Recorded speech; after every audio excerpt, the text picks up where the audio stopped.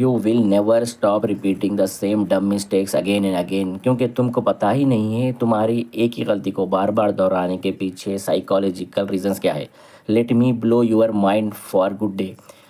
इंसान का जो दिमाग है वो कंफर्ट के लिए नहीं, सर्वाइवल के लिए बना है। और सर्वाइवल की प्राइमरी नीड्स है अपनी गलतियों से सीखना।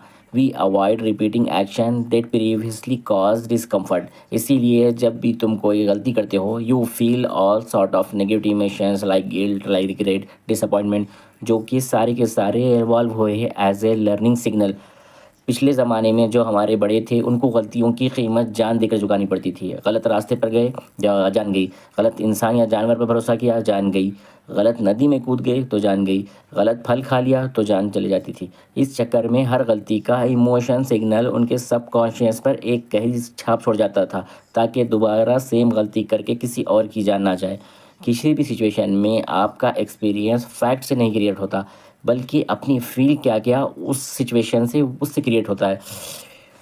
दिल की जो नेगेटिव मेमोरी होती है वो इंटरनल गार्ड की तरह काम करती है, क्योंकि जब आप अगली बार सेम सिचुएशन पे फंसो तो आपका दिमाग धीरे से बोले, भाई संभाल के, पिछली बार झूठे पड़े थे, आगे खतरा हो सकता है।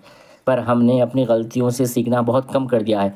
Whether it's failing of work, same the wrong thing at the wrong place, making a poor choice, selecting a wrong life partner again and again, we really known a pain to be chop। उस negative feeling से बचने के लिए हम escape ढूंढ लेते हैं।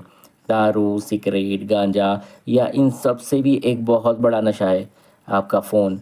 थोड़ा सा भी स्ट्रेस हुआ, आपका हाथ ऑटोमेटिकली फ़ोन या सिगरेट के बॉक्स पर चला जाता है। और ये बिहेवियर इतना इम्पल्सिव है, आपको रियलाइज़ भी नहीं होता। इसका रिज़ल्ट ये होता है कि the pain never gets fully process. इस वजह से आप वो ज़रूरी सबक सीख ही नहीं पाते, जो कि फ्यूचर में बेटर डिसीजन लेने के लिए बहुत इंपॉर्टेंट डाटा पॉइंट है। और टेक्नोलॉजी, ओवर डिपेंडेंस और डिस्ट्रैक्शन की वजह से आपकी ह्यूमन फैकल्टी कैसे वीक होती है, ये आप इसमें भी देख सकते हो। लोगों को आप शहरों में रहते हुए महीनों हो जाते हैं, पर उनको रास्ते नहीं याद होते।